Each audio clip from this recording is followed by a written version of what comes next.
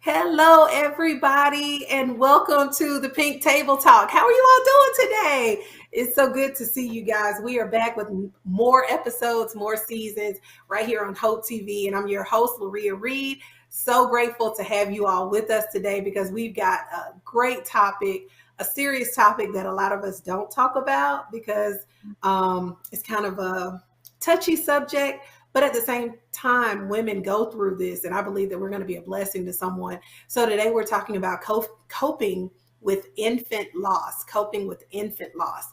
And these two young ladies here, they are gorgeous and beautiful. And I'm so glad and grateful that they could be on with us today to give us good, candid conversation. Their transparency is amazing. And I believe that we can all benefit from it. If we've all experienced friends of someone, or you may have gone through it. So go ahead on, share this, like this, let someone know that we're on today with this valuable information. Okay. So look, I don't want to introduce too much of them because I want them to talk about themselves a little bit, but right here with the curls going flowing from top to bottom, Miss Tiffany, I was about to say Tip because I've known her pretty much all my life. Miss Tiffany Weldon Madison. How you doing, Miss Tim? So glad to have you I am today. doing well. So excited to be here. I'm so glad you're on today. And right here with this look, I love her hair color because y'all know I love me some color. She's over here with these red lips popping. Miss Lakeisha Headley. Hello, Miss Lady. How you doing Hey, today? hey, everybody. Hey, excited to So be glad that the here. two. Yeah, I'm glad that you're here too. But I am so glad that the two of you guys are here because you all have such interesting stories. And I know we all see the smiles and how you all just carry on from day to day. And you just would have never known that you've gone through some of the things that you've gone through. So I'll just start with Lakeisha. I just want you to just kind of give us your story, your journey, so to speak, of how you even got to this place. I know nobody just wakes up and thinks, this will happen to me, but it did. Mhm. So what is your journey? Let's just start there. Absolutely. No one ever wakes up and says, I'm going to be part of the Angel Mom Club on today at this particular time. And so for me, my journey started in 2002. I was a single mother and I was in my third trimester. I'm sitting here trying to remember. I was in my third trimester and my daughter was born stillborn. And that Mm. started my particular journey. And during that particular journey, I was definitely part of the taboo crew. I did not talk about it for fear of being making things uncomfortable for other people. When you lose a child, Mm. how do you find somebody that you trust to just be able to provide that raw feelings over the loss that you suffered? Also, after I had my pregnancy, my daughter passed away. I made the vow, like, Lord, I'm not going to have any more kids because Mm. it was just that painful. And then, love happened. I met my husband, Richard, in 2014. We were pregnant. We were happy. We were excited. And I was like, okay, this is the one. It's going to happen. Unfortunately, my son, Jackson, he passed away from a Mm. birth defect. And at that time, I was completely, utterly destroyed. I felt like I was not worthy to even be a mother because who does that? Who has two children who die and don't have the opportunity to live their life? What exactly did I Mm. do wrong? And with those experiences that I had, I decided that, it's so taboo, but somebody has to be a voice for someone. And so during that Mhm. time, I decided to create my company, Adula Birthing and Lactation Services.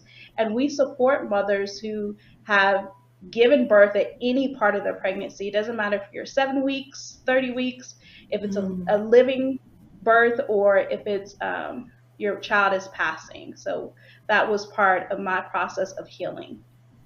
Wow. Wow. And I would have never even guessed that.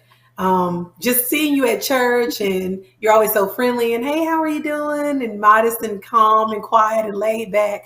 And so for me to even know that, I was just like, what? I didn't know that because Yeah. we just keep going through life and you've gone on your journey of healing. So, I'm not paying any attention to it. And how many women do we do that to on a regular basis without finding out?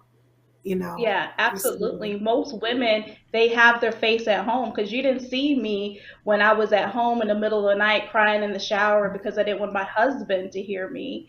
You know, you didn't Mm, see me when I was looking a mess and I'm like, Lord, I know you're real, but I don't feel no light. I don't see no light. I can't feel you mhm. where you at.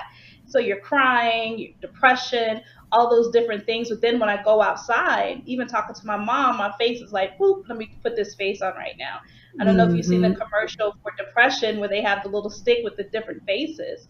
When you lose a Yeah. child, you had two faces. You have the face that's the real you with those emotions, those fears, all the different things. And then you have another face that's for other people just to make them comfortable. Wow. Wow. Wow. Wow. That's amazing. That's amazing. And I don't want to get too far because I'm getting ready to start asking you questions. But let me hear Miss Tiffany's story. Let me hear your story of everything that you've gone through. And we're talking, if you're just tuning in, we're talking about coping with infant loss and how to move through that and the journey of that and everything about it. So Tiffany, can you tell us your story? Yeah, so I am also a mom of not one but two angel babies. My journey started in 2013. 2013. Um, well, I was diagnosed some time ago with polycystic ovarian syndrome. So I did not know if I could even conceive, right? Just listening to the things that could happen, infertility, heart disease, diabetes. I was like, wow, well, maybe I need to live my life like a diabetic so I won't be one. Uh-huh. So in Mm. that process of losing weight and all this kind of stuff, they say it happens, when you lose weight, the time you become more fertile, right? And didn't even know I was pregnant, but I was pregnant with my daughter. Her name was Brielle. Brielle was actually born at 27 weeks because I developed something called HELP syndrome. HELP syndrome stands for hemolysis, elevated liver enzymes, and low blood platelets. Right. What is that? I had never heard of this Mm. before. You've heard of a woman ever going into preeclampsia where blood pressure is high, things like that? Well, this one is like preeclampsia. However, it's more fatal for the mom and the baby. So your organs are starting to shut down. There Mm. is no cure. The Mm. doctors don't know why this happens. They don't even know if it will happen again. The only thing as far as the process of helping along is the mom, we're put on magnesium sulfate. We're giving steroid shots to make sure that the baby lungs are developing. So I'm at 27 weeks. All this is happening so fast. I went to a regular doctor's appointment. I didn't know that I felt bad. All I know was Mm. after Brielle was born, I felt better. This was my first pregnancy, so I didn't know, right? Um, so I was went to one hospital. I got transferred to another. That was like 11 o'clock. The doctor was like, first I thought I was going on bed rest. But the doctor, they're taking blood the whole time. And next thing I know, the doctor come in and says, hey, the ambulance is on its way. You're having the baby today. 27 Mm. weeks? I've never heard of it. And she just said, Miss Madison, you don't know how sick you really are. And to tell you the truth, I didn't. This is something that, you don't know about. I didn't research anything. I'm in the hospital laughing, talking to my family like everything is okay, but I'm going to go, with whatever the doctor says. So I get Mm. transported. That was like 11 o'clock, 3 o'clock. I had an emergency C-section. Brielle was here. Uh, Brielle lived in the neonatal unit for 20 days. Ended up passing because of a blood infection called sepsis. Um, Mhm. but just in that time, it was an amazing story. I had a chance to bond with her. It was hard because, when you have a baby, you're expecting to be able to hold them, touch them. I had to wait, and she was in the Mhm. incubator, and I could only touch at times. And We spent time at the Ronald McDonald House so we could be close to the baby, right? Um, just like you say, Lakeisha, of course, there's feelings that you have, grief and all these kind of stuff. The hospital was they were amazing to me. They had a transitions counselor there, and he came to us. He prayed with us. He always talked and was always communicating with us. We ended up being able to get counseling for a year, being able to go to grief camp. With that, I still felt guilty about Yeah. everything that happened with Brielle, even though doctors had no answers. In my mind, it had to be something. Was it my weight? Was I putting things in my body subconsciously that I didn't know? I didn't know, right? So I went into this mode of I'm going to take care and I'm going to fix my body. I went alkaline vegan, exercise, lost 40 pounds, pregnant again, right? I have an amazing son. His name is Bryant Madison Jr. He's 4 years old now. Crazily thinking that, wow, okay, you have a baby, perfect pregnancy, everything is okay. In actuality, Bryce being born, the way that I took myself and, oh, you got to lose weight, you got to do this. And it was a perfect pregnancy. That made me feel more guilty about Brielle passing, right? Crazy. Bryant, we call him Bryce. Bryce was 9 months old, and I found out I was pregnant again, right? Wasn't quite ready because I still have a 9-month-old, right? I'm tired, new mom, working. So it was kind of weird in the beginning. That first week, I wasn't sure, like, am I pregnant? Oh, I just had a baby. What's going on? But after that week, I got my life together. I was like, hey, this is a baby, I fell in love with him. Braylon, that's my second baby's name. Braylon was actually developing inside with a heart defect. The right side of his heart was not developing properly. They have some big scientific names. I've learned all of them, but I won't go into that. I ended up actually getting HELLP syndrome again. Braylon was 30 weeks. It was a whole nother transporting from one hospital. This time I had to go to Atlanta to be near the Children's Hospital for his heart. Braylon lived for 12 days. And it was scary because I've seen this before, right? Every day I was so scared. I've seen this. I've been in this space. I've been in this NICU, but every day was a great report for him, right? But one day, you get that phone call from the hospital. Braylon's health is failing. We need you to come to the hospital. I've heard this before, right? He ended up passing after 12 days.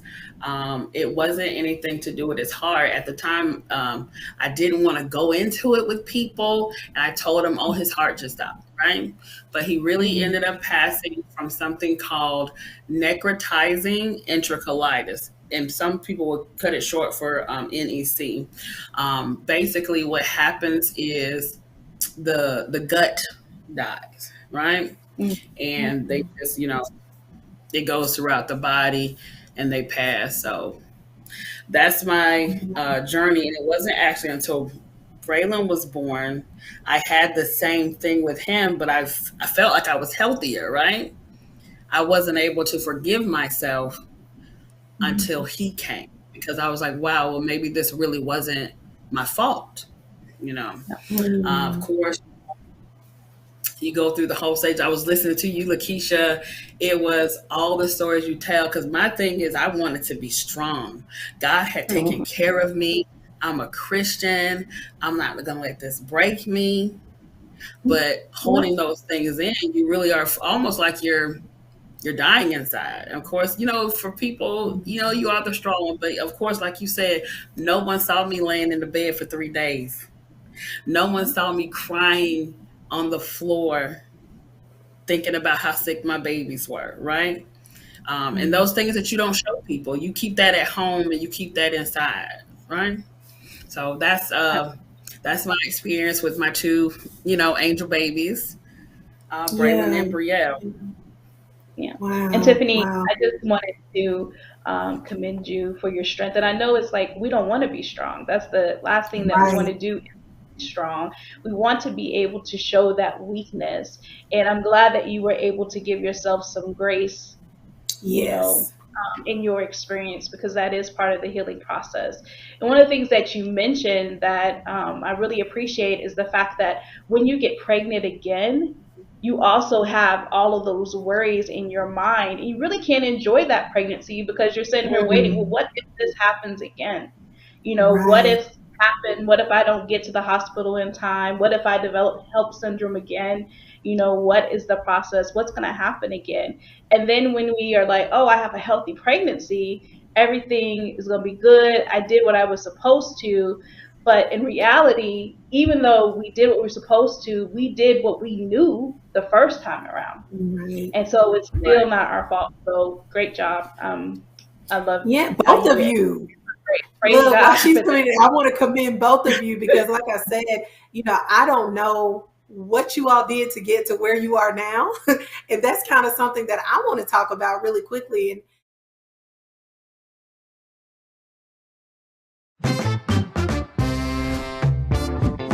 I mean, y'all didn't know the answer to this, but John P. Key is your name, but what does the P stand for?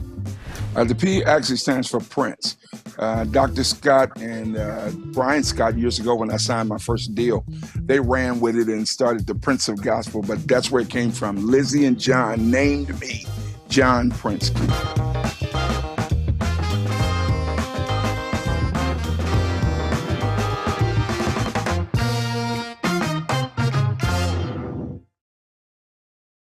Part-time job, full-time hustle, all-time Shiro to all of us. You nurture, we listen. You teach, we thrive. You lift our spirits, but we've got to lay down the truth. It's time for you, our Shiro, to stretch for the stars. A free online chat can give you the personalized tips you need to start boosting your retirement savings today. Start saving more for retirement so you can feel prepared and live your life to the fullest. Visit aceyourretirement.org. So what is some major hesitancies around this vaccine? Because I ask younger people all the time, why haven't you gotten the shot? A lot of people say, well, my mom hasn't gotten it. And so I think people are impacted by their parents and whatever reasons they have for not getting it. I don't know if you heard Nicki Minaj put out information about her cousin having her testicles swollen, Yes. and of course that took off. Went viral. Can we clarify that the vaccine did not cause his testicles to be enlarged? None of that. I mean, we do have some risk associated with the vaccine, but the things that we hear out in the public aren't what they are.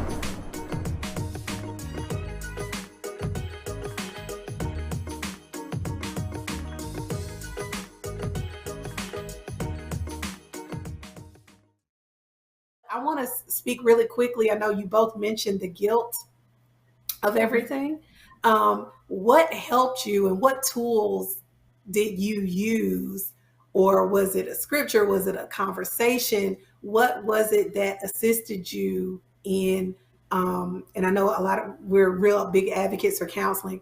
What was it that helped you to, I don't want to say you never move on from someone passing, but Right. to be able to live and to smile again genuinely and to laugh and to be able to go through life knowing that your baby is okay. What was it, or what was that thing or some tools that you have that you use for those things? And I'll start with whoever wants to go first.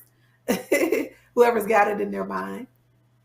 Well, for me, because of this process, I am an advocate for counseling, therapy, family, go get your healing. And a lot of times, in the African American community, it's becoming more popular, but there was a time when you just went to church, you prayed about it, you Right. didn't, talk about it too much. But I was like, this has never happened to me before. I'm going to try something new, right?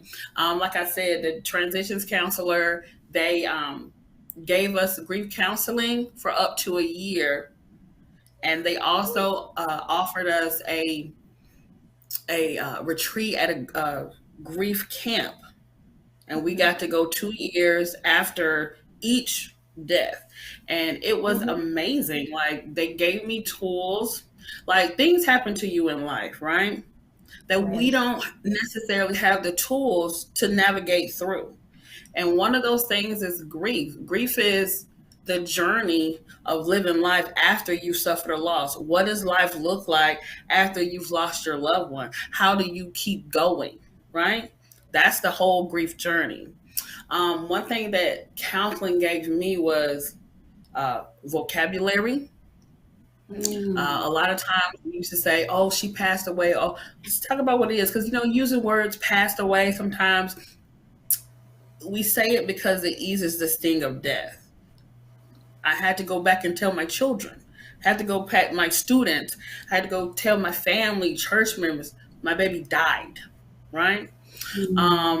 Vocabulary, being able to filter through my emotions. I didn't want to be angry. I didn't want to be angry at God, but inside I was angry. My baby was gone. My body is crazy. Hormones still raining. There's no baby. I'm still producing milk. There's no baby. I'm still healing from C-section scars, and there is no baby, right? But I was angry, and it was okay to be angry.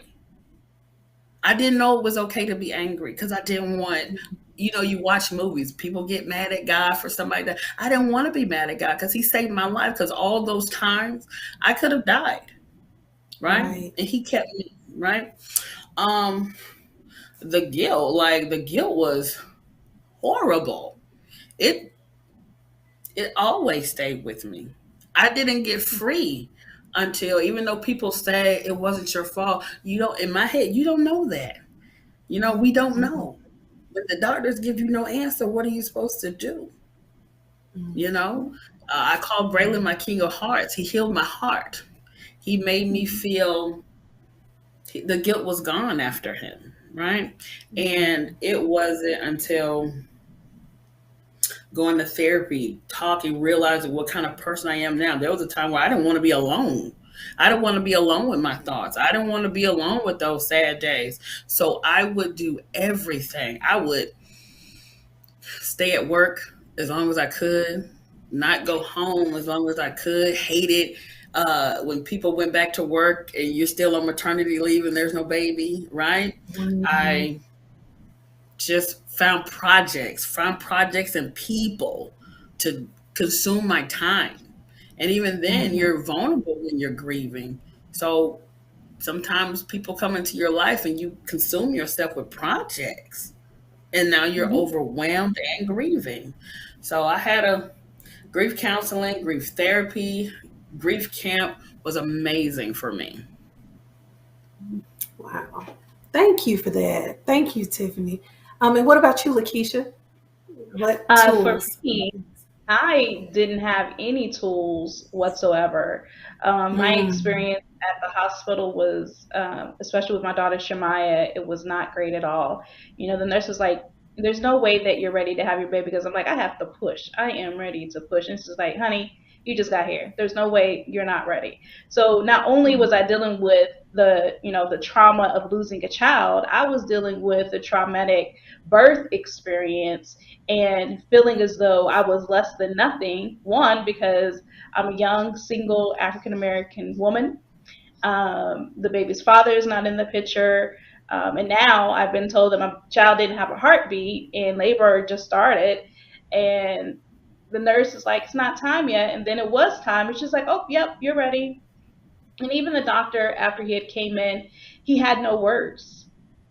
Like, he was grieved himself, but he had no words to console me. He did not know what to say. And it's really important that, I'll say this: if you are a woman who is trying again after a loss, it's important that you find a provider that you're really comfortable with, and you're able to share your true feelings about your past situations and where you're at right now. And also, as Tiffany said, coupled with therapy is really going to be key in getting you through your next pregnancy. Um, but I'll go back to your question. And another thing is, without having those tools, I had no idea what I was supposed to do. I didn't know I was supposed to call the funeral home.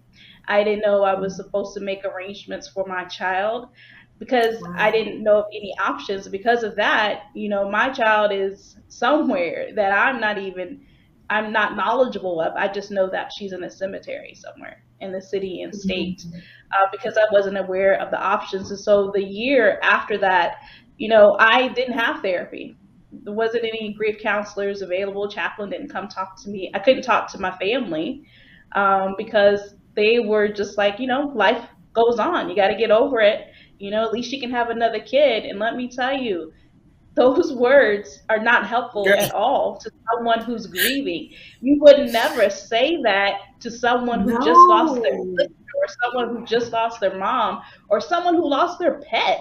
You would not say, Yeah. well, at least another boomer. You're not saying that. But when it comes to infant and child loss, the things that we Mm. say to people are just completely disgusting. honey, the Um, name of this segment is the dumb things people say to you when yes, you're grief.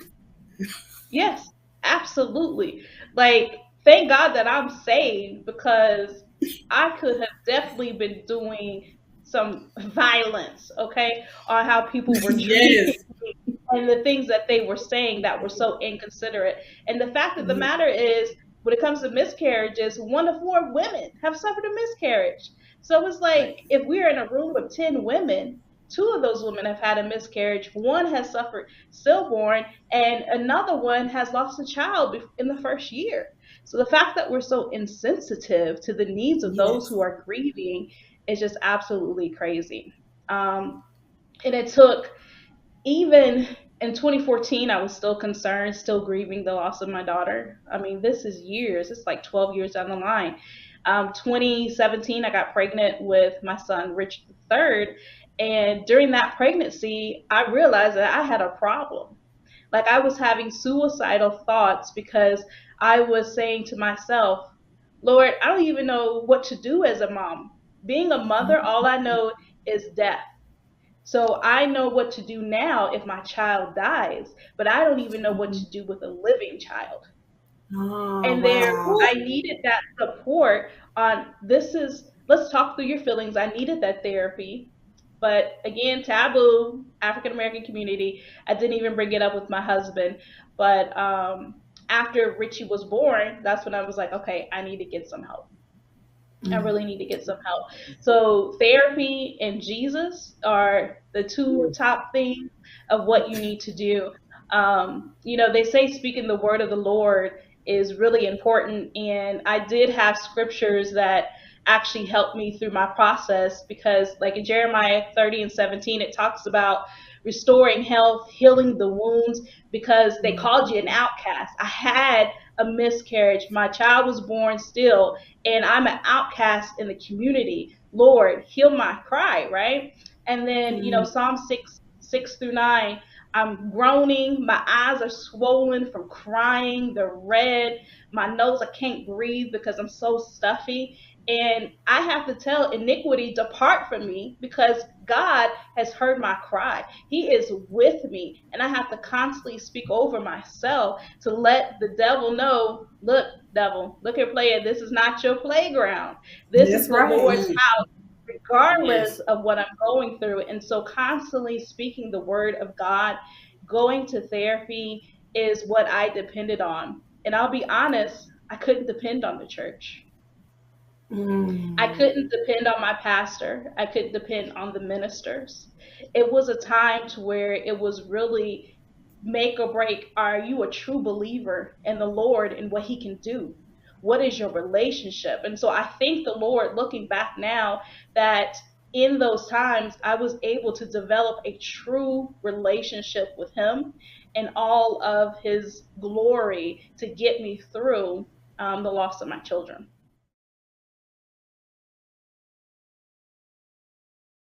Okay, I keep on saying self-reflection, but it's true. This is what I really think.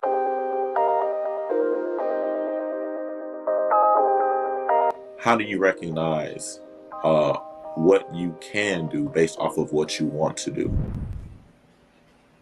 Come on, being honest with yourself. How can I fit this into my schedule?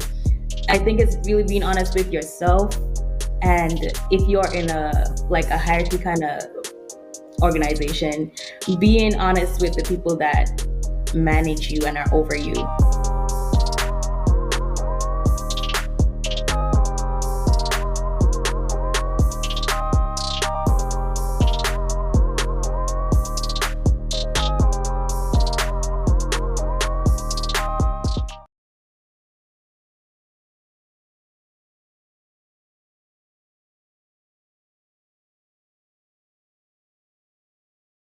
My Shiro doesn't always wear a cape, but she always has time.